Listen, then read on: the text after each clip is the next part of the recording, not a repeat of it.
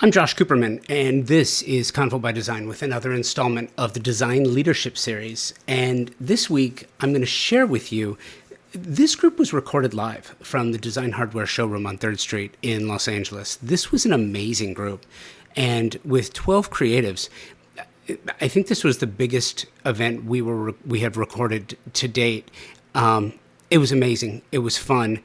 It was super energetic, and I love what came out of this, and I think you're going to like it too. So keep listening and enjoy this.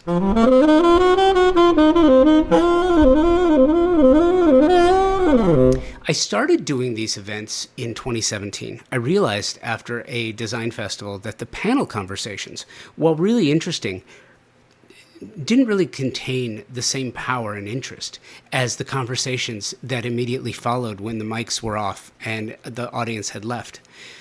The groups of creatives getting down to the brass tacks, sharing what they really think without the audience, these gatherings are more happening than anything else.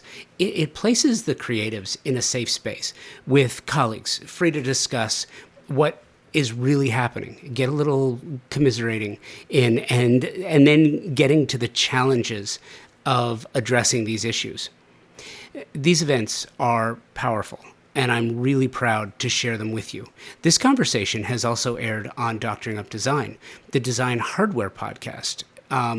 So if you have not heard that before, check the show notes to links to that show as well.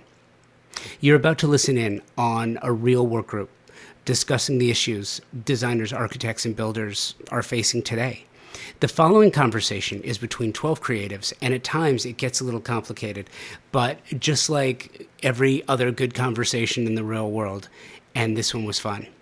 This conversation was not intended for you to blow through while multitasking. There's a great deal of material here, and it's intended to be listened to over time and re-listened as well. It's worthy of saving and adding to your resource library. And we'll get to that right after this. I am incredibly proud of Convo by Design in year 10, and I'm equally proud of my partnership with Thermosol. They've been presenting partners of Convo by Design for 3 years now, and there is a certain amount of pride that comes with saying that the show is presented by the company that is the best in the world at what they do.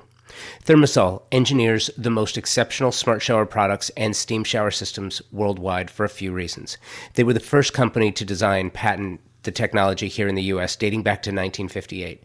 Thermosol, a U.S. brand, a U.S. manufacturer in Round Rock, Texas, employs an engineering team that designs, tests, and continuously refines the product. Their quality control team tests every single steam generator before it departs the factory.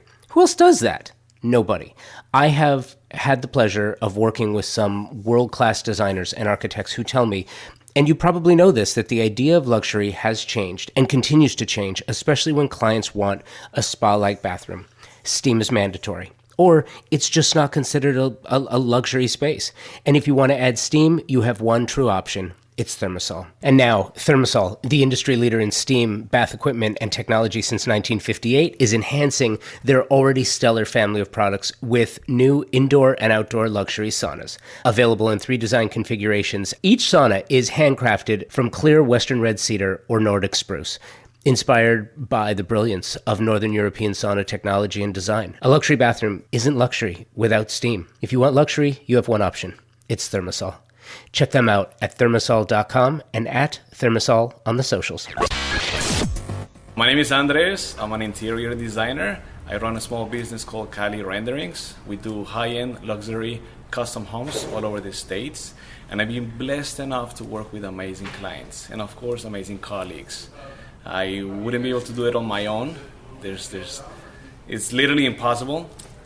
So I'm able to build relationships and collaborate with different showrooms, different colleagues that will make my projects look absolutely beautiful and functional. I'm based in LA, but of course we do custom home renovations all over the States. The happiness or the fulfillment, it's experienced on a daily basis. I am lucky enough to be in this beautiful field, challenging, but amazing, and it's been absolutely great beautiful journey since I started back in Miami doing small home renovations. I had the great opportunity to work designing a private resort in Bahamas, and that's how I was able to transition from architecture to interior design, combining materials. I do a lot of modern designs, but I stay away from the cold, simple, plain modern style. I combine materials like woods, colorful accent features that will make the experience unbelievable, pleasant for a family who's obviously who we're designing to. I'm Christine Jahan of Christine Jahan Designs. I did Pasadena Showcase House in 2020 and 2022. I won a Red Lux Award. I have been going crazy because life with 3 kids and a business is quite the adventure, but I love it. And I'm so grateful to have clients that have the same ethics as I do so that we can get their homes to be this space where they love spending time with each other and love bringing friends and family over, which is, that's what you want as a designer, to have people want to spend time in your spaces. And that's what you want as a homeowner too. So Christine Jahan Designs, we're based in Glendora in California. We do anything from consulting to full-scale projects, from design all the way through construction and project management. We are able to do it all. Hi, my name is Cricket Kinzer. I'm a lead designer at Kitchen Places in Ventura. We are a design build firm specializing in kitchen and bath, but we do whole house remodeling. I've just celebrated 19 years in the industry. I come from a family that my father was a nuclear physicist and my mother was a fashion designer for a May company. So I feel like this career is a perfect blend of math and science and creativity, and I absolutely thrive on it. I think it's the balance of left brain and right brain. If I spend too much time on the left side, the right side becomes hungry and I need that creative outlet. And where I am, I spent a long time as a design tech, like drafting, cabinet ordering, speccing, and it was not feeding that creative side, which is why I moved over to sales and into the showroom.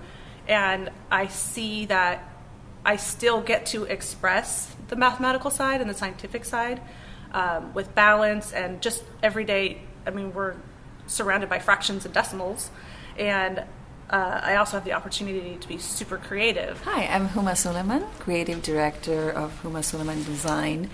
We are based in Laguna Beach, California. We've done projects nationally, we take projects nationwide, and really the ethos or the idea behind of designing a space for us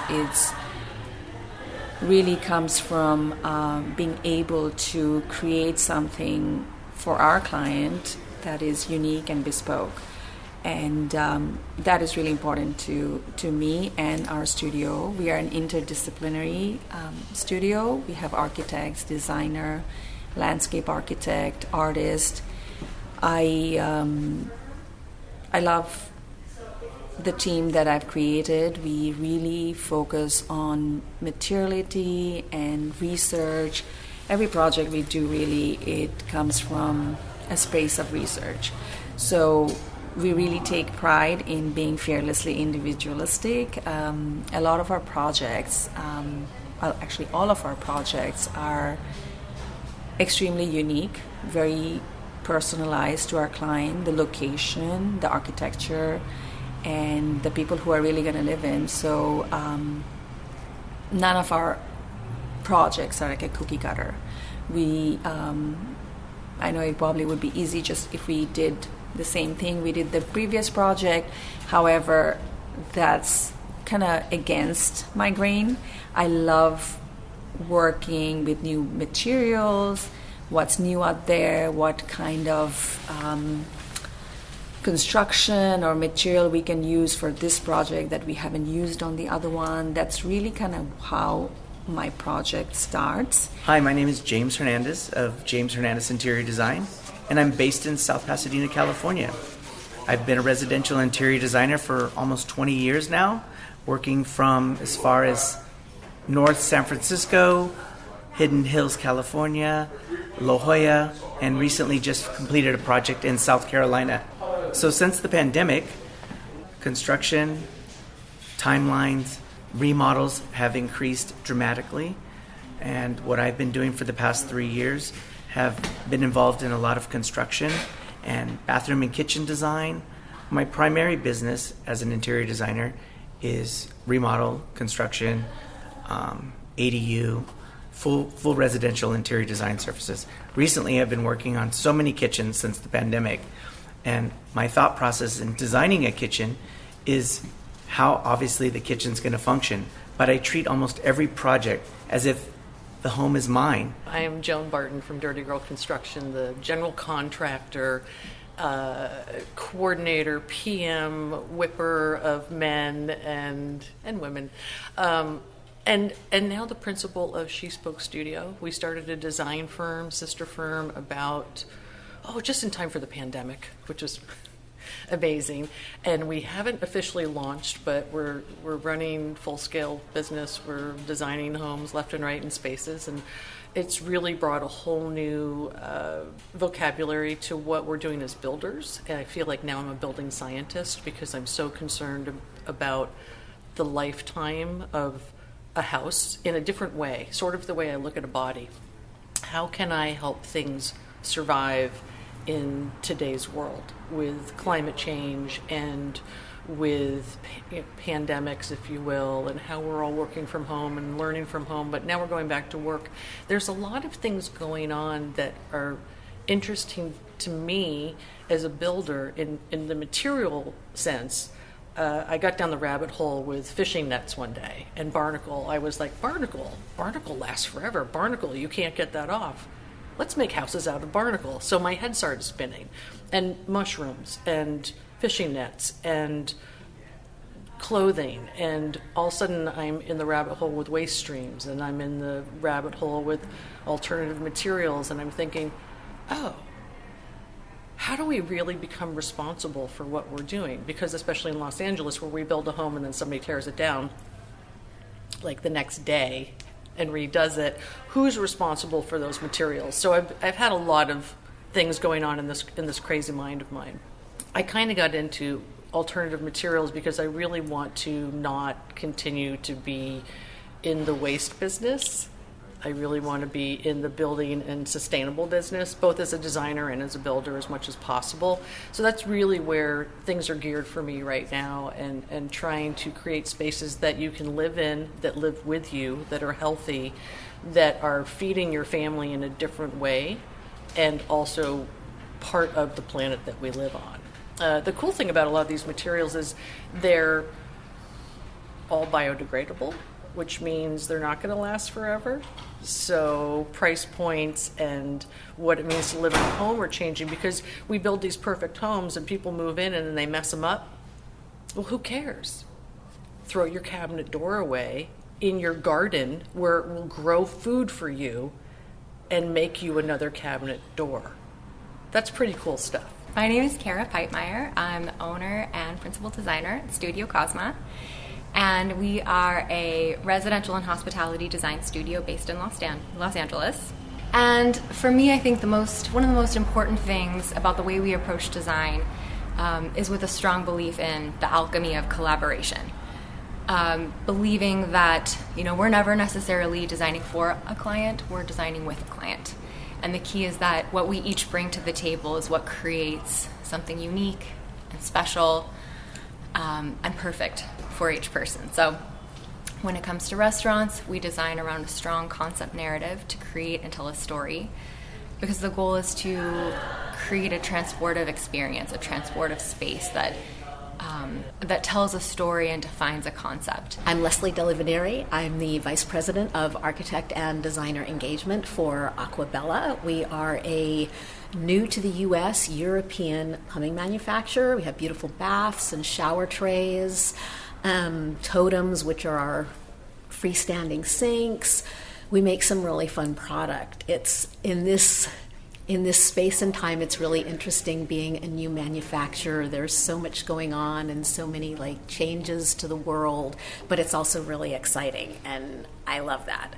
Hi, my name is Marve Bricino. I'm the owner of Marve Designs. I practice interior design in Los Angeles and many places and all over the country. I graduated architect and interiors in Miami. I did masters in Europe, and I practice commercial and residential. I always excited about my business. I love what I do, and it excites me to do a great space for my clients, a great kitchen for them to enjoy it, or to entertain and bring some ideas and ask them how they wanted to use it and circulate in it. And overall, bathrooms and the whole space, I like to curate the spaces so my clients feel in ease, and also they feel very I want to design things that my clients feel like vacations in their own home. Hi, my name is Mark Hermagino. I'm the principal and owner of Hermagino Designs, which is a kitchen, bath, and interior design company. We're located in Los Angeles, actually in Eagle Rock, and I've been a designer for 18 years. And really, what I really like to focus on all of my projects is like the first thing that I concentrate on is functionality. Since I do work on kitchens and bathrooms a lot, it's all about function and making sure that the space works right. And then from there, taking into account how a client uses the space and also their personality. So it's fusing, what my style is, which I kind of call like Cali style, and then merging their styles and the way of life that they're going to use the space. So it's all about function, and then we go into the beautiful things, and then creating a space where a client can spend an hour or 2 minutes to go to the bathroom, or they're going to be in the kitchen for a long period of time, or if they cater a lot, making sure that if they have caterers that come in, making sure that the space is functional, not just for the homeowner or for the person that lives there, but for other people that come into the home. Hi, my name is Nicole. I'm from Nicole Michael Designs. We have a studio in Pasadena and Newport Beach, and we specialize in new construction and large renovations. We have a background in construction. I used to work for a developer, so I understand construction very well. And we really like to get into the project when the plans are actually being drawn. We find that a lot of clients don't really take their everyday life into consideration when they're designing a home. And it's very painful when we get a set of plans from a client and then they realize that, oh my God, my master closet is too small. Oh my God, my master bedroom is huge. How am I going to fill this with furniture? Hi, I'm Rhythm Abrar. I am the owner of Arterior Studio. We are a small boutique interior design firm based here in Los Angeles, primarily focusing on residential, trying to work my way into small commercial as well. I started my firm March 2020. Not knowing the world was going to change, April 2020, and so it's been an interesting ride since then till now. A little bit about me: I am this is my second career. I am born and raised in Kuwait in the Middle East, and I'm Indian by origin. So a lot of my design aesthetic, my style, the way I approach things come from my background. I sort of always. It also roots me back in many ways when I'm looking at new concepts, new designs, working with clients on how I want to make it my own while still making sure that their point of view is coming across. You're listening to a Design Leadership Series gathering from the Design Hardware Showroom in Los Angeles. You've heard from the participants, and in a minute when we come back, you're going to hear the full conversation. Enjoy listening in. We are living at a time of incredible growth, both technologically and creatively, with respect to interior design, exterior design, and architecture. There is no question. There are companies thinking differently about the business of design and how to make products super serve those for whom they're being made. One of those companies, and one of my favorites, is Moya Living. Designer and fabricators of some of the most stunningly beautiful, incredibly durable, and highly functional kitchen, bath, and outdoor kitchen cabinetry on the market today. Powder-coated steel with stunning lines, vibrant colors to fit any design style or aesthetic. A history of designing cabinetry for the scientific community. So you know it's been tested in some of the most harsh conditions available. Moya O'Neill is the CEO and founder of Moya Living. She's the inspiration behind the design. Designers, their specification process is so simple. It will make your job so much easier. Check them out online through the socials at Moya Living, their website, moyaliving.com, and in the real world, their live kitchen showroom in Fountain Valley, California. The Institute of Classical Architecture and Art Southern California chapter is a forum for professionals in the industry and enthusiasts to come together, share their love, and show their commitment to the timeless principles of beauty, proportion, and observation that are embodied in classicism. Their members include renowned architects, designers, landscape architects, builders, students, artists, and creatives from every walk of life. It's a wonderful organization designed to celebrate the unique regional identity of Southern California and help develop the careers of the like-minded. If you're interested in joining or would like to learn more about sponsorship and support for the ICAA Southern California chapter, please email me, convobydesign@outlook.com. So that is our illustrious group. You've met the participants. Let's get to the conversation. Kicking it off is Michelle Solomons with Design Hardware. Question, are you getting good information from your vendors? Are they helping you? Are they your partners now? One thing we try to do here is have all that information for you.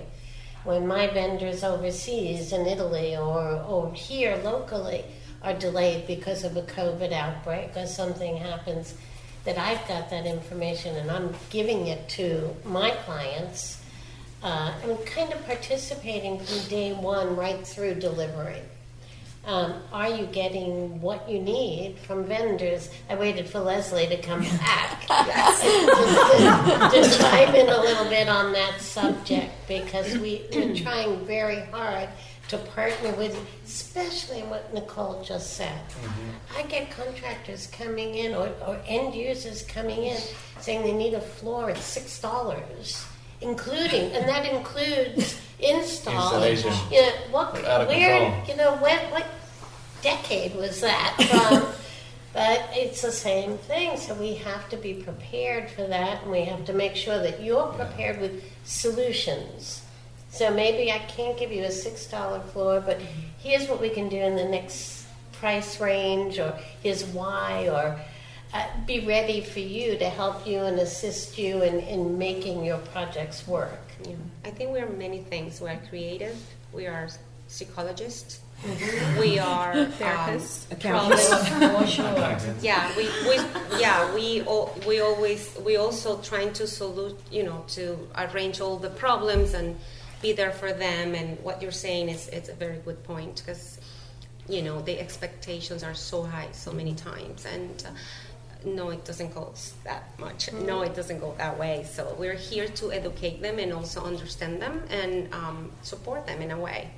But you can't always do it yourself, so you need external partners that are there, right? It definitely to make takes a sure that village. they give you the support you need on the project, right down to talking to that end user and working with you.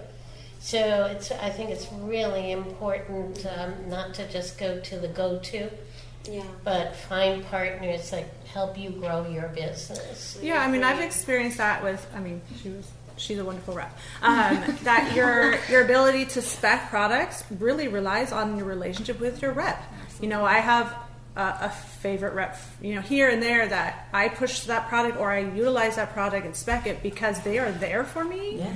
And that is so important. Then I have some that are like, where do you still work for this company? I don't know who you are. Well, then I don't. Yeah, exactly. Right. So, because there's so many options out there and there's such a demand for our time, we have to divide and conquer. And so I have to rely on my reps or my vendors that we're partnering to bring this vision on time, on budget, on design. It's not only that.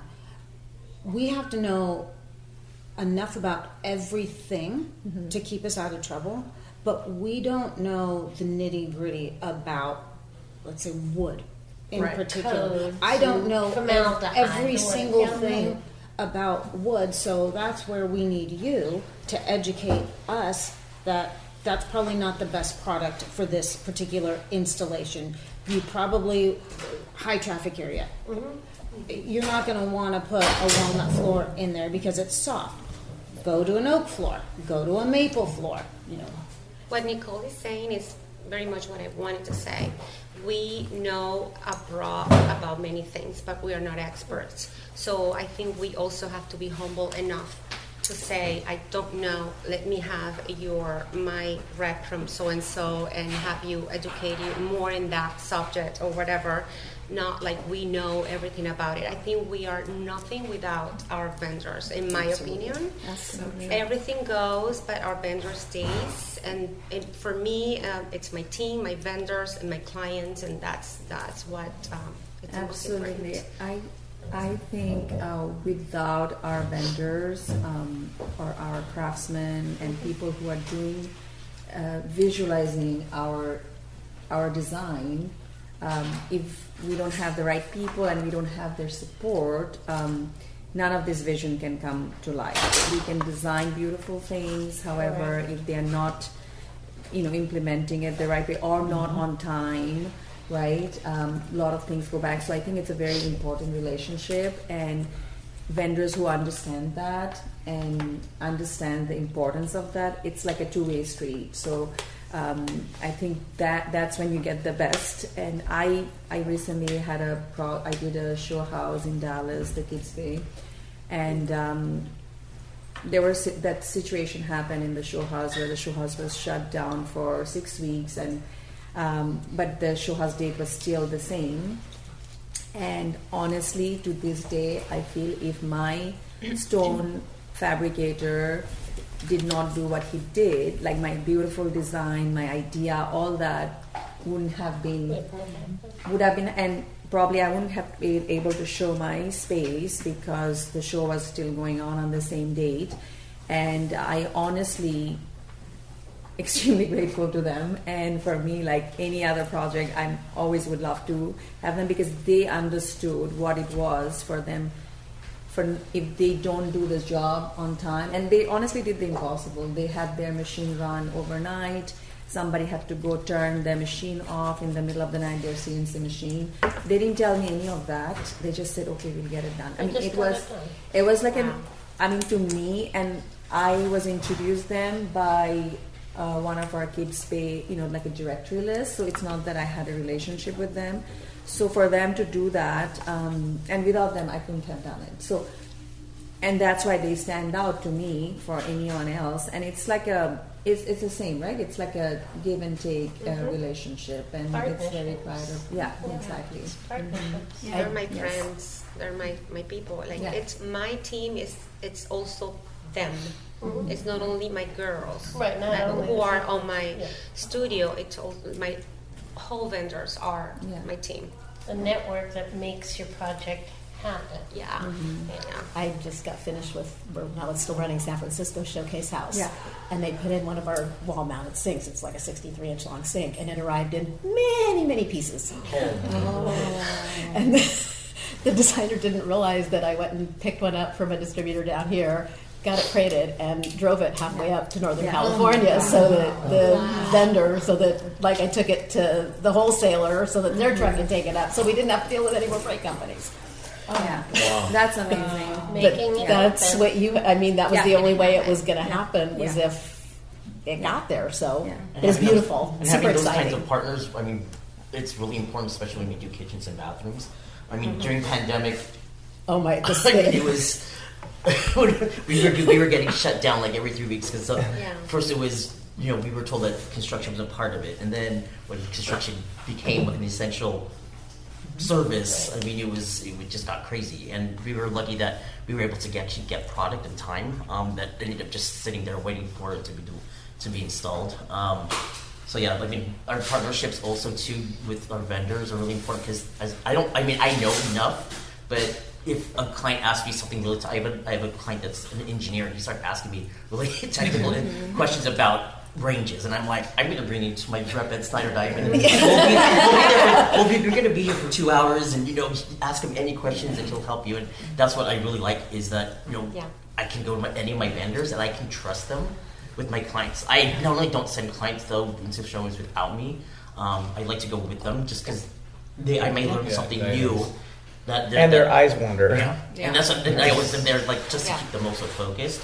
And then they also see that, I have a team that I work with, so that they know that everybody that I work with is reliable. So they know I have 3 different contractors that I work with. I all have them on different jobs. So it's always important to make sure that your team and everybody that you're working with actually supports you. I want to say something really quick about Mark. It's a great point. Like I said, that they are like our partners or part of our team, but it also, in my experience, I have been blessed enough to have great vendors, but it also has been the other direction. Like they just don't call, don't care, and then I'm saying it. I don't like to work with those kind of people that they don't care. So I just move on and just trying to bring people who cares about me, my clients, product, and the final results. Interior design without people who care, no matter what level you're on, doesn't work. You have to care. It doesn't. Because I had a project where the client hired their own contractor to do the bathroom, and I met him. I told him, you need to fire him. I said, I have my own contractor. The guy took the same amount of time to do one bathroom, and we remodeled the rest of the house and put new floors and a new kitchen. And the guy was still working on the bathroom. And I told him, you should fire him. I told you, he sucks. I'm like... I think every part of design is built on really great relationships, creating a successful design with your client, and then also I think everything that we're talking about here is really building long-term and successful relationships with your vendors too. So it's like the whole team really matters, but I think just like you're saying, it's having those relationships. What I like the where you have most when it gets time to communicate with the client, they're asking about the specs of the flooring tiles, the wood floor, the countertops, appliances. Most of the vendors I have noticed that they're very technical, so they send me the spec sheets, and then I have to be the mediator to say, okay, I need pictures, lady, or I need visuals. So that's how we become designers and visualizers, by showing the specs of whatever we're working on to the client, who needs to understand what they're getting. And that goes back to the expectations. And then also it's tied up to the communication and relationship with the reps or the vendors. And at the same time, we have to educate them. Okay, I need my client to know exactly what's 2 centimeters. Half of an inch, 3/4 of an inch, whatever they need, so that they know what to expect. So that's getting all the pieces together and make the puzzle look absolutely beautiful. And that's how I started my business, doing renders. Because, as designers, we sketch a few things. The client is like, okay, what in the world is that? But then I show a photorealistic render, and then, oh, wait, so that's what you meant. I was like, that was the whole purpose of it. So that goes, with relationships, communication, and pleasing your clients, or pampering them, as I say. Pampering them, yeah. So going back to COVID, I actually felt really bad for some of our clients because a lot of these products weren't available. The ones that they wanted weren't available in the time frame that they needed it, or the factories were shut down. And so they're spending all of this money and doing all of this work and having to substitute things. And I would always say, God, I think if I was in their shoes, I would just say, well, forget it. I'm just going to wait. Why am I going to spend all this money to not even get exactly what I want? So it was really surprising to me that people were still willing to move forward and just put in something lesser than what they were expecting that they were going to get. I guess they just wanted to get it done. Yeah. What I felt that the shipping, the freight was so expensive. Well, the containers. It was like my clients had paid as equally for a table that was coming from Italy for their shipping. And I just felt really bad to say, hey, this is...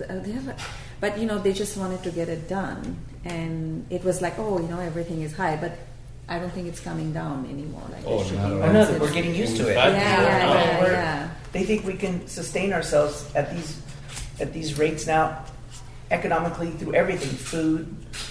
Well, one of the things that we've been doing is from a building standpoint as builders, when we bring in product, is we've been calling other builders and saying, and Michelle, you're probably doing some of this, who's getting white oak, right? Who's doing white oak flooring? And we bring it in a whole container. Yeah. We don't just bring it in for ourselves. That's what we're doing as well now. We don't wait. Yeah, and then I go through a lot of my furniture vendors. I'll say, here's all the things I'm looking for, and if you have a container coming over, can I pay you X amount to get in your container? And it's less money because they might have space.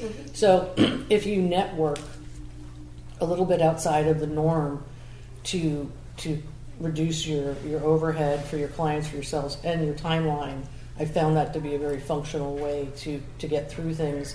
The other thing, and Marbe, you mentioned art. I work a lot with art. I am an artist as well, so it's natural for me to go to work with all the artists. There's so many in Los Angeles where I can just say, hey, I want to create this thing, and we sit in my backyard and we build it and we create it and make art that goes into a home. I mean, it's a functional part of a house, whatever it is, but we started making our own lighting out of UL approved pieces with artisans, to give clients what they wanted. They saw it in a magazine. I'm like, that's cool. We can't get it for 2 years, right? But we can make it in my backyard in like a week. So, and Don't tell them that. Well, I don't, but I know that we can make it. That's how you get to spoil them, right? But really, it's really turned into how we've carried things forward. I just created an art piece. It's a railing. It's an interior railing, but we have 4 different artisans working on a glass blower, a metalsmith, myself, and actually Julio is working on the floor around it. And so we've got all these different artisans and subcontractors that have come together to create a piece that's a one-off. I couldn't buy it if I wanted to because I drew it, right? So, but even so, if I sent that out to be made and come, it would easily be 18 months, and it would be 4 times as much money. I did the showcase house this year, and I didn't find something that I liked in the entrance. And what I found, they had only 2 in Los Angeles, and they needed to bring 3 more from Europe because they needed 5, and it wouldn't have been arrived on time for my Pasadena showcase house. So what I did, I drew lighting and then inspired on the house and whatever, and I have this great company ADG here in LA who made the lightings for me. So now there's a heat and but that's exactly what we do. We get solutions like how can we make this work. And that goes back to shipping being so expensive. I was bringing containers from Italy to LA, to Long Beach. And then the lead times were so out of control and the prices were still so high that I've been now doing it from Italy to New Jersey and then from New Jersey to LA. And then it also leads me to say that fact is bringing us to deal with more local vendors, with LA fabricators.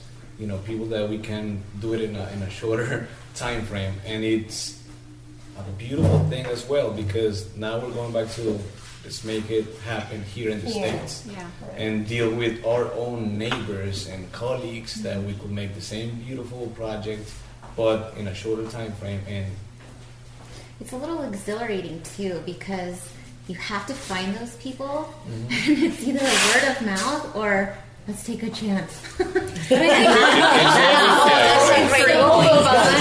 so freaky. But they want to be part of the experience too, so I think it makes your end product even better. It can, actually. Sometimes. Even if you get a little nervous, that's what we're here. Yeah. No, but you asked me where to get it, I tell you. Yes. I was so nervous to see the lightings I designed in the real life. I said, what about if they look cheap or a dollar store or whatever? I do, you know what I mean? Like, Your lights were fabulous, by the way. Oh, thank you so much. Yeah, but they I was were not invited, so I cannot tell you. But I'm sure it was beautiful. Well, I'm inviting you now. Yeah, I found that with the artisans, especially, I've had to get on the learning curve of really understanding the limitations of the artist and the artwork. Like, I didn't know really what it took to blow glass before we blew glass in the studio. I mean, I'd seen it. I've been to Vegas. But I really needed to understand, like, how does this form come to life, and what does it take, and what does it take to combine two dissimilar metals? I mean, as a builder, I know what it's like to build between two dissimilar metals, and how I should or shouldn't for certain applications because it'll degrade. But to join steel and bronze and create a piece that one is literally sitting inside of the other, what does that take for that artisan to do? And how does my design reflect those parameters or those limitations, or can we do more? That's been a really interesting new train for me, as I guess as an artist and a little bit as a scientist, to just go like, what happens with that? Yeah, but I think it makes your next piece maybe potentially even more successful, or helps you push the boundaries. I know for myself, designing custom lighting and custom furniture, it's like learning from the people who are fabricating it, what their limitations are, kind of how they can stretch those boundaries. The next piece I design, it's like, oh, I already have this higher starting point that I can start from. It saves the client money and time, and it actually makes it better, which is so exciting. Yeah, absolutely. It's like when I get a drawing from a designer, and as when I'm building, and I go, well, did you consider gravity? Like No. The thing that to me as a designer seem like this is such a simple basic shape. Why is that difficult? Why is a comb so difficult? Right. And then in trying to create something custom with a lighting fabricator, that's actually really almost impossible to do, to create this shape. Well, I had no idea how you would fabricate it and why that would be so difficult, but now I get it. Right. It completely changes your that's perspective. What I was going to ask you. Like, when you do custom lighting designs, how do you communicate with the fabricator? Because if we stick to like a designer's perspective, gravity doesn't even exist. Textures is something out of this world. So how do you approach it, you in particular? I will usually share a rendering and a CAD drawing. Yeah. Do you ever push, because you're saying like they can't do it, but can they? Right.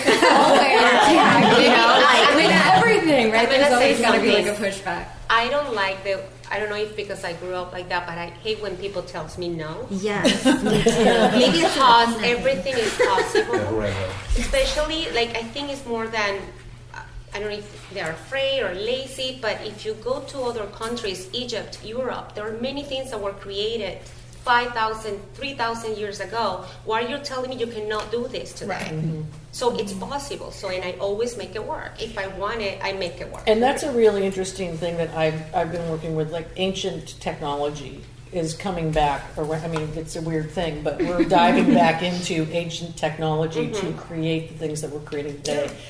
When I was in the music business, I was like, nothing's new. It's the same notes, right? We're just recreating all of these things to sound different, but they don't really. If you go backwards in time, you can hear the influence and see the influence. So people are doing it with ancient grains and food production. So we're doing it with ancient technology in building and design, really looking at shapes and how did they make the pyramids? Well, we don't really know. I've been but they there, have something on us. Just extraterrestrials, right? Right. But they made it. So right, but it's also lighting? But it's the same way that we've learned to move heavy things. Yeah.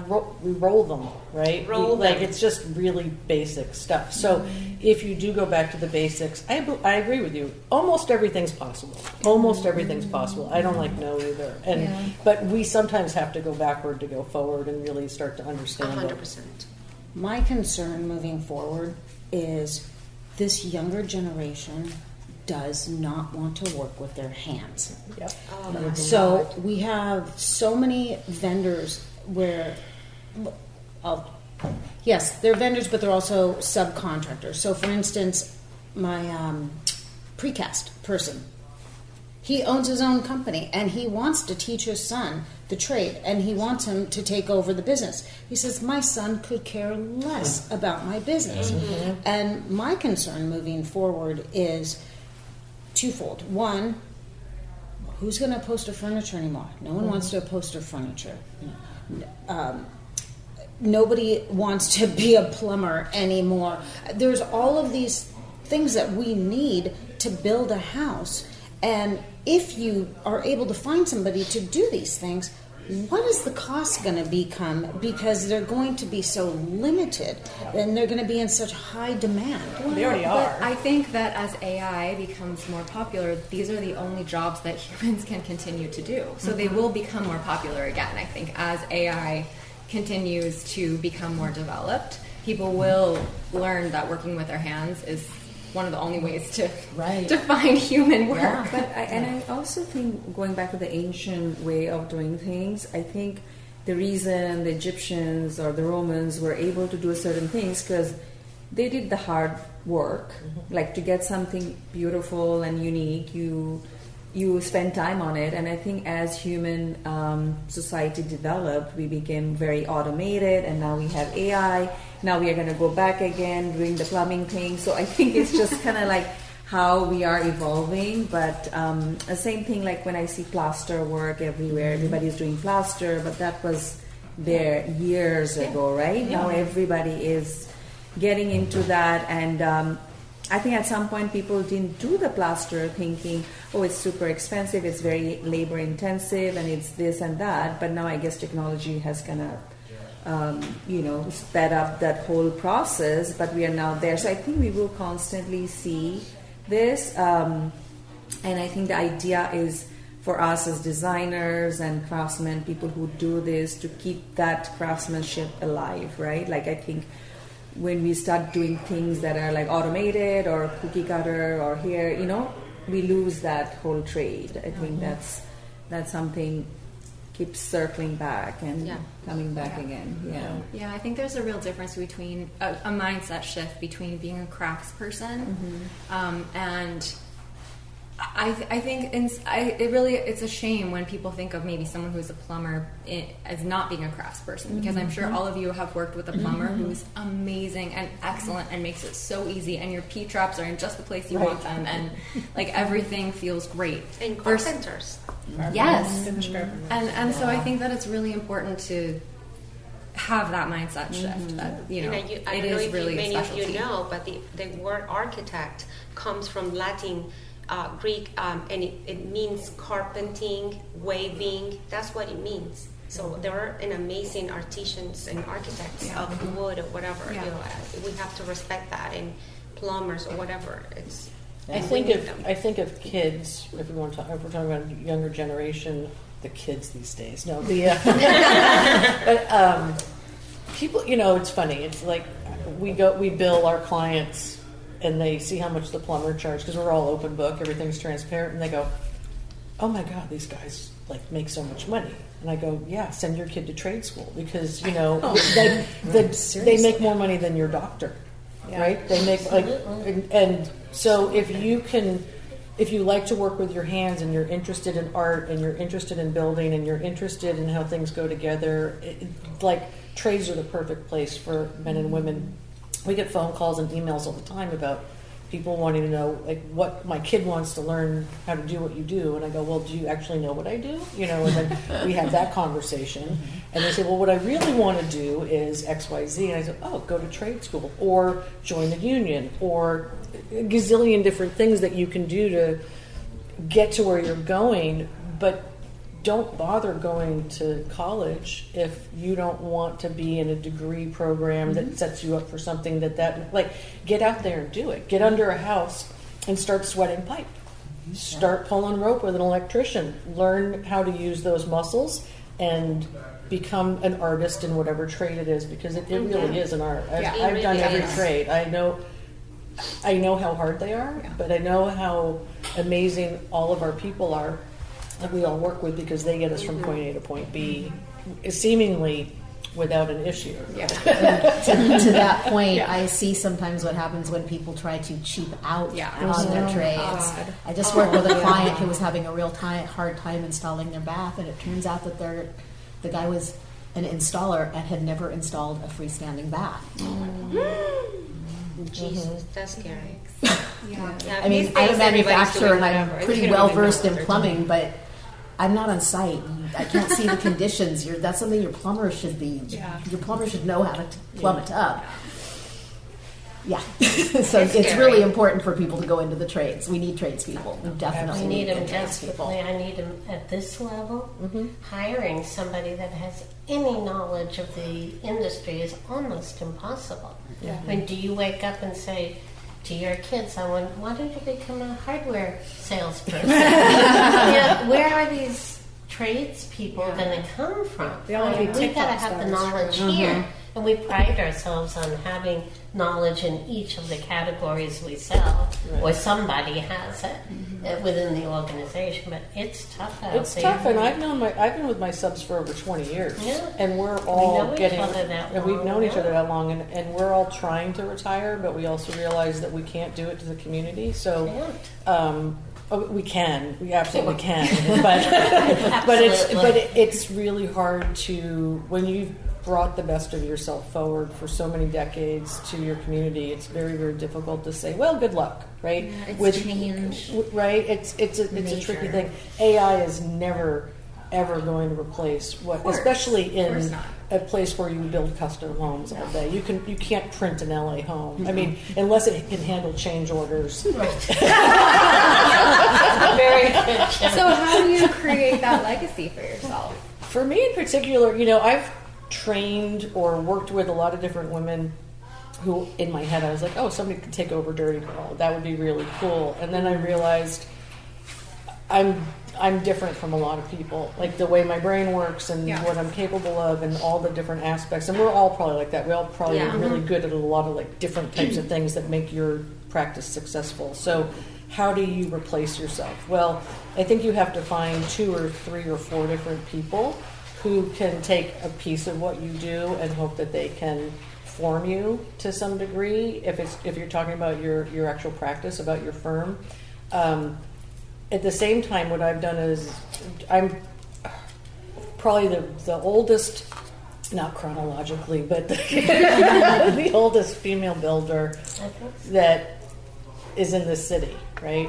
And so I get a lot of those phone calls from other women who are coming up, and women who've been here who have never really gotten the notice that they deserve, just because I'm louder than a lot of people. And so I've connected with someone on the East Coast as well. We've been connecting women for the last decade, and we have our own little network of people, and it's one of the reasons I started She Spoke. It's actually a collaborative platform to bring together men and women in the trades, in architecture, in design, in building, in the art world. All of those platforms, everybody needs to be talking and knowing each other, because we are aging out, and we need to bring up a whole different group of people who maybe there is somebody who's making ceramics who actually could start doing something that's in the building trades. Maybe there is somebody who's a painter who goes, oh, wow, I'd love to do faux finishing. Like whatever it is, it never even dawned on them. It never dawned on me to be a contractor.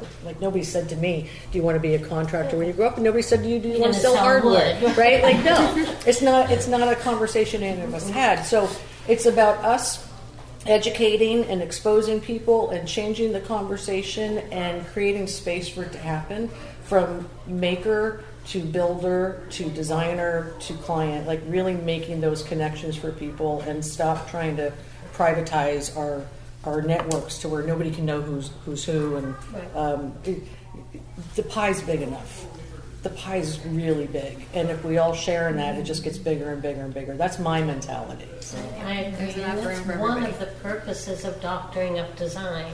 Exactly that. Let's all get together and figure it out. We're smart, we're talented, and we can make it happen. And there's enough for everybody. It's enough from everyone, right? We just got to do it. We got to talk and not keep the secrets. Which I always say the same. I mean, I always compare it as a recipe. You cook something wonderful and you want, Marve, how do you do it? And I gave the ingredients. It's not going to be the same. So it's just about to share whatever and then grow and be our own competition and do the best you can, and then help the community of designers to grow and be respectful, mostly in the industry where we are on time in the times that we receive a little respect from many. that's something that we have to work towards too. Well, I'm so glad that you had mentioned that you are really enjoying commercial design. I do not enjoy it. Right. And I have people ask me all the time, can you do this for me? No. This is my lane. But now I know that I will refer them to you. Oh, great. Why you do not enjoy the commercial? Curious. I don't like the materials. I don't like the codes. I don't like anything about it. But it depends only on done the a couple. materials, because it depends what you want to do. The ones that I did has a lot of marbles and stuff, so it's in your lane. I know what you mean, like office, it's boring. It is. Those doctor's office or whatever. I know the codes because I have to know it from the package and present it to the city, but we have to know the codes even if we're doing residential. We have to take care of our clients and whatever we are doing. But if you don't want to do the commercial because it's boring, but if you get something fun that you can be more creative, I think that's what I feel more limited with fabrics, wall coverings. I don't have a plethora of what I can choose from because I have to start looking at fire ratings and all of it, versus residential projects. Yeah. But there are so many great commercial products out there. Yes, there are. It's so interesting because I think for me, doing commercial design, I actually, in some ways, feel more creative because I'm designing around a concept and a narrative. So every single choice that I make has to support this sort of like transportive feeling. Yeah. That it's almost like the challenge forces me to be more creative. Not that I like it more than residential, but it's just a different kind of creative. It's a different, and I think many materials these days are commercial approved, fire approved, ROPS, all the things that involve to be a commercial material. You can find it, they say, in many range of ideas, even velvet that used beautiful not to velvets. be in the linens. You can find them now. Linen, it's amazing. It's just great. Yeah. I just love it. I think it's kind of, I don't want to speak for you, Nicole, but I feel like I can understand the dislike of commercial because it is so different also, like just the way that you run the project itself. It's different. You're designing not just for a couple or one person, you're designing for the clientele in a much more general sense. Like the experience is supposed to be different. And then, the conversations are going to be different too. Yeah, like when you're in commercial, it's a little bit more professional, a little bit, I don't want to say less emotion because there's always emotions, but with residential, it's like, okay, everybody take off their shoes in some cases, right? I have something that I don't like take off my jacket. This is where I put on my pajamas. Like it's a much more personal space. What commercial projects do you guys work on? I like both, but I'm going to say something that I don't like, so everybody don't think that I like everything. Approvals from the city. Right. It took almost 2 years. Yeah. It's the only thing that I don't like it. Just to them to be so picky.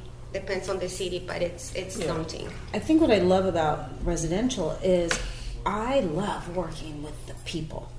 I love the meetings. I love going to their homes. I loved going to lunch with them. You learn so much about them. Their children, they learn about you.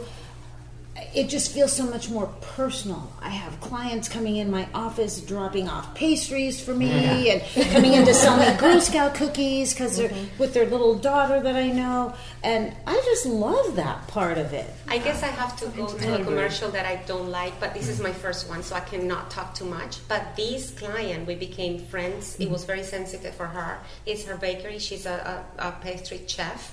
And she brought me citron tarts every time we met. So I enjoyed it so much, and we became friends. And it was personal for her. It's her space. When she saw it all together, she cried. So and it was beautiful. That's why I said I enjoyed it so much. But I don't know what's going to be in the future. I think it depends on the space. It depends. I do boutique commercial, but I don't want to build a mall. Right. I just it's not my thing. Yeah. And it's bakery versus a doctor. Not an airport. Or a chain versus right. There's It can be so intimate, Yeah. and it is because I'm friends with all of my clients except Yeah. for 2 because I didn't like them. I fired them, and that's that. That's the end of that story. But the rest of them, I'm friends with, and I've known for years and years and years. And we've done multiple projects with a lot of our clients. Where and then we do their kids' homes, and then we do their grandkids' homes, generational. Or if we're doing a boutique commercial space, that client introduces us to 20 different other people who are usually residential, but it's their clients, right? Their clients come in, buy beautiful furnishings, and then so it's that network again. But I just I can't do that mall type. I can't, and I also hate the codes. I'm like, just and the MEPs and all the stuff like that. It's just very, very impersonal to me as a builder. I always want to create an environment, and I think you all want to design an environment, right? That says something, whether it's about a brand or a family. That's important in our work. Some people do it for the money. Some people just do it for the money. They're going to go, Turner Construction, who's building SoFi and Intuit Dome and all of that. They're the the prime contractor for everything going on in Inglewood. They don't actually, they sub it all out, but they don't actually know the people that are going to be there. They're building a city, and that's also needed. It's just not what I want to do, and I also don't want to be on a project for 15 years. Like that. They tend to be more like engineering. They are. So that's why they're capable of doing stuff like They're that. a huge company. They're not actually out there with hammers and stuff. They're developing, but that it also needs to be done. Somebody called and said, "Do you want to do any of the build?" And I was like, "It's not even my world, right? And it's not my world for design. I don't know anything about the rules and regulations. That's not my lane. That's so not my lane." That's why I was asking you, what commercial projects have you guys worked on? Because I've worked on medical offices, plastic surgeons' offices. And when I say medical, I mean high-rise medical, surgical centers, office spaces. I just don't enjoy it. It doesn't. Very technical. It doesn't make me want to get up in the morning and go to work. When I'm working on new construction or decor for a home, it's fascinating. Right? you can sit me in front of a computer at 7 a.m. and somebody has to come and go, "Okay, I'm calling it. You got to get up. Go. Yeah. You've been here for 12 hours, 13 Put hours. pants on." Yeah. The cool and weird thing about it is that it's so exciting that you probably do the budget and you say, "Okay, I'm gonna spend 2 weeks during the design phase," and then it obviously ends up being 3 or 4 because you go over the budget, but that's because you enjoy it so much versus the ones that you don't like so much. To add to Nicole, when you said you love residential because the connection you have and meeting the clients, talking to them, and that personal relationship, which is exactly the same for me. I love that. I also have heard the totally opposite, and the reason I wanted to bring it up because I know for you and for me, and I think a lot of us here, it's what we like, that interaction. But I've heard from designers and pretty they're doing well and they quit because that's one area they do not like. They do not like to go into somebody's home, listen to their personal thing, because it's like a psychology, right? A lot of people, and it's not one, few people have told me that, and it was very surprising to me because to me that's the part of the whole thing. It's fun that they have trust in you, but for some people, so that's why I think it was interesting to hear because I feel the same. And then I heard that, oh no, that's the one aspect of design that I do not like, and that's why I stopped doing design. So that was kind of gets personalized. Yeah. But that's when you build barriers and you don't get so into it because then it defeats the whole purpose of being professional and just be a designer, not a psychologist, a real psychologist. The budgets are also very different, though. I as a builder, I can't even build a commercial space with my residential subs because of the cost difference. They're different animals, too. They're so different, and so you have to carry an entirely different set of subcontractors. It's black and white. Yep. Yeah. Very, very different. Yeah. I have a question. Are the codes and regulations affecting your high-end residential sales? Let's put it beginning phase of your client meetings. No. No in residential. We always find a way. Not on high-end sales. Except for one thing for me. So a lot of our houses in like Bel Air, Santa Monica, where everything's going underground, has been for years. All the services, the timeline, and the amount of money it costs to underground your electrical at this point is so substantial that it's painful to even tell them what it's going to be. And these are not people who don't have a lot of money, but it's that painful. Yeah. And no, I get it. It's money you don't see. In your Yeah, it's not the That's pretty true. part. That's It's the not worst the pretty part. We're Footings. 3.5 years into a build right now, and we've been trying to get the electrical service in for the last 18 months, and they can't find a way in. It's not that. I can't believe it. Wow. Yeah, It's and tough. so it's tough. So you've got clients who started pre-pandemic who expected to be out of their house for 14 months. That's 38 months later, and they've been traveling the world with their 2 little kids, trying to stay busy and going from Airbnb to Airbnb. And finally, I said, "We have one wing of the house done, and we'll backfeed the meter and go live in the house until like if that's what you want to do." It's like camping. But a little bit, but where do you go after a while? So that's really hard for people to hear, that I can't control the utility companies. And so it's not happening at the front end, it's happening at the back end. So what I would say is, if you're designing as an architect, especially when you go and start designing that portion of the project, day one, like figure out, like get that. We used to be able to wait until we were 6 months out or 4 months out. We'd start really calling upon people to get that work done. And now I'm like, it's one of the first things I'm doing now. It really is. And even with that, we're still not done with the process, because we can't. The utility companies are so busy because of all. It's like a domino effect is what's happened with the pandemic. Everybody wanted to do their house. Everybody did their house, and there weren't enough people to service it. So maybe that'll work itself out. It has not. It definitely has not. And that's rough. And I think for commercial people, it's worse. Commercial clients, because you're trying to open a business. I've had a restaurant sit empty, Yeah. finished, but unable to open. Yeah. My Exactly. client paid almost Paying 2 years rent. every month. 2 years. No Yeah. opening, waiting for the city. She lost a lot of money. Yeah. Although she was doing catering, but still, it was something that she was paying. Yeah. Wow. Yeah. And there's no like, oh, sorry, here's your rebate. It's like, no, Oh no, you better have the money. no, it's crazy. Yeah. Yeah, I'm okay with residential. I keep ladies. I like it just the way it is. You refer that to me.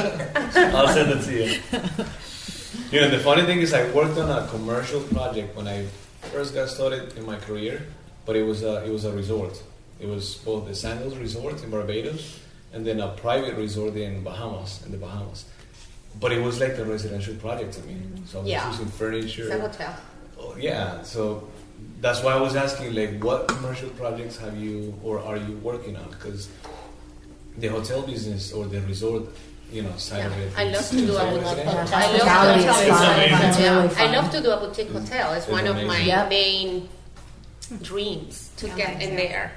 Hotel Just, I'm Still a just lot of craving. codes you have to know. You Oh, have to yeah, know a lot fire. of international codes. Yeah. I just Yeah, finished yeah, one yeah. in Israel. Oh, you did? Nice. Beautiful hotel in Israel. Cool. That's awesome. Yeah, I know. Codes are. And shipped all the material from Italy direct. There you go. Instead of bringing it here. Right. It's closer. Yeah. Michelle, what's the difference? Like when you get involved in something abroad like that, you have to understand what's going on from a code sense as well, as far as product and fire Basic. ratings a little bit. Fire ratings, yes, as far as it pertains to the material.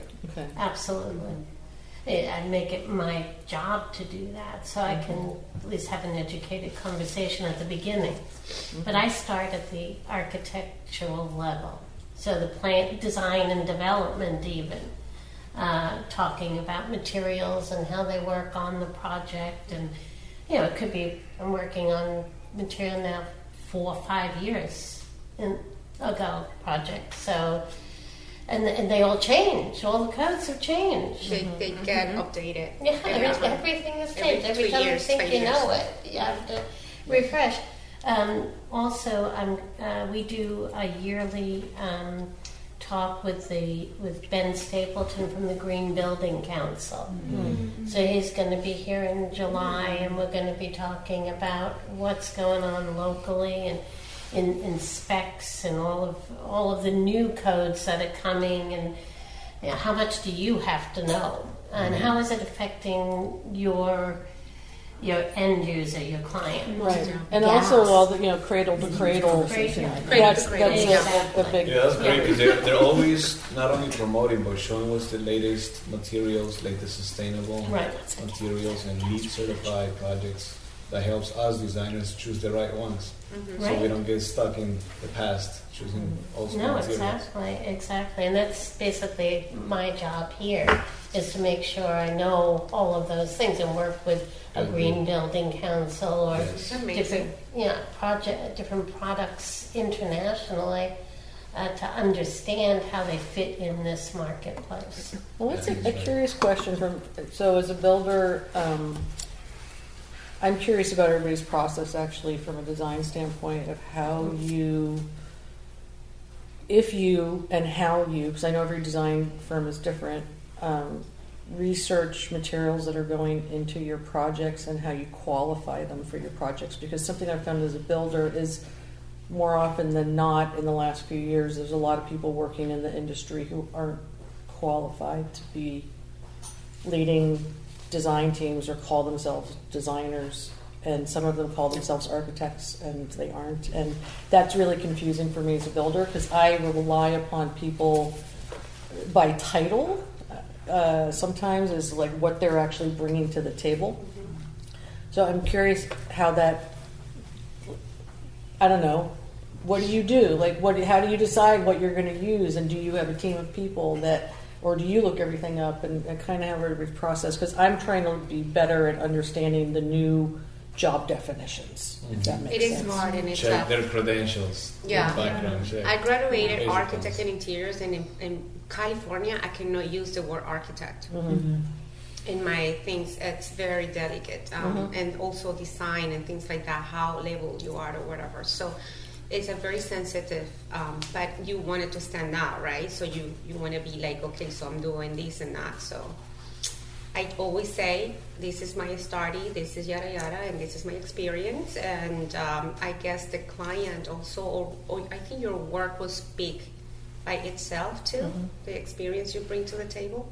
Yeah, because you're looking at code and developing plan sets and specing materials. I do the whole package, the construction documents. I do all those things. Which might be very different from someone who doesn't CAD or do documents, construction documents, or anything else. So, I'm sorry, I'm interrupting, but it's interesting to me. As a builder, though, how do you handle it when you're now working with somebody who's obviously not qualified, or That's a great question.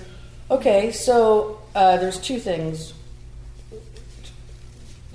One is, in my contract, I have a right to terminate the contract if I feel I'm in jeopardy by someone's lack of qualification because of my liability in the project. If I'm the only person with a license on a project, then I'm basically taking on liability for everybody's work. That's a really precarious situation to be in. Or we partner with as needed. If there's a design team that's working on a project that just says, hey, this is, I always say, where do you start and stop? That's the first conversation. Where do you start and stop? And then, because we want to work with good people, and then I say to the client, do you understand that this is where, and we all go together, this is where this person starts and stops. I have a firm that can fill in this gap as whatever level, and then we'll build as well, so that we're actually going in collaborating and understanding who's supposed to be doing what, because there's nothing worse than waiting for an RFI to get answered and you think that it's coming to you when really you should self-answer it, right?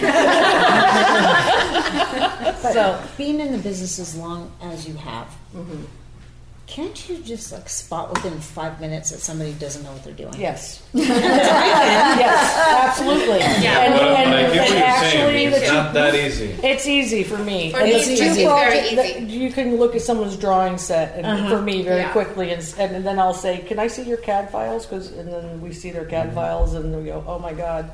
And we see that maybe there's we just can see it. And so the drafters in my office have been doing drafting for 30 years. They can see it. So the two projects I'm on right now, primarily, we've replaced the design team out of necessity. That's not something I like to do. It's very exhausting. We're really tired. I mean, to be the quote unquote architect of a project and the interiors company and the builder is I'm taking the summer off. I'm exhausted. I don't want to work that way, but it's gotten to a point where sometimes that happens, and that's just because people haven't really been honest about what they're capable of. There's no reason we can't all work together. It's just, what are you capable of, and what do you need from me? I will tell you, just getting a cost breakdown from a builder, if a client brings it to me and says, "Oh, I hired this builder," I can take one look at the cost breakdown and know immediately this person will know what they're doing. Yeah. Or you're going to get screwed. It's not complete. Yeah. We are taking over a design project, and I said, "Okay, well, I need the design binder."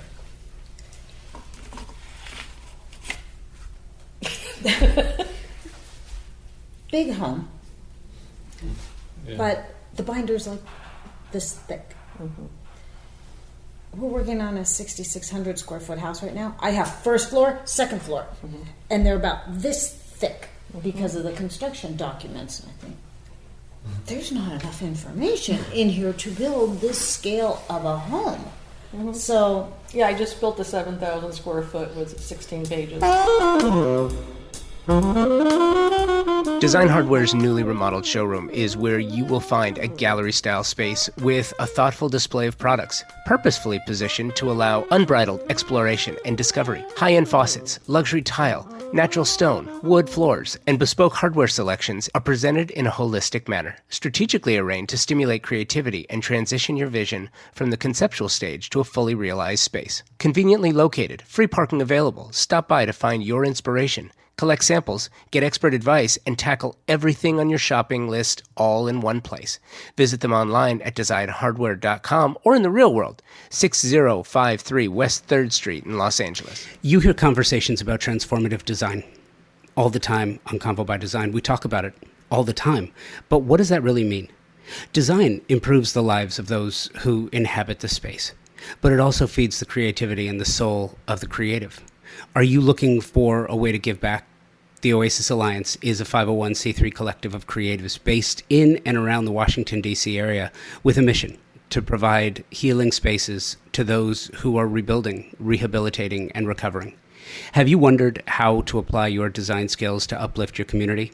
It all starts with a desire and a willingness to share your gifts. Danielle Woodhouse-Johnson of the Oasis Alliance and her team are looking for guest designers, in-kind sponsors, and funding to make better the spaces and therefore the lives of everyday people who find themselves coming out of traumatic situations.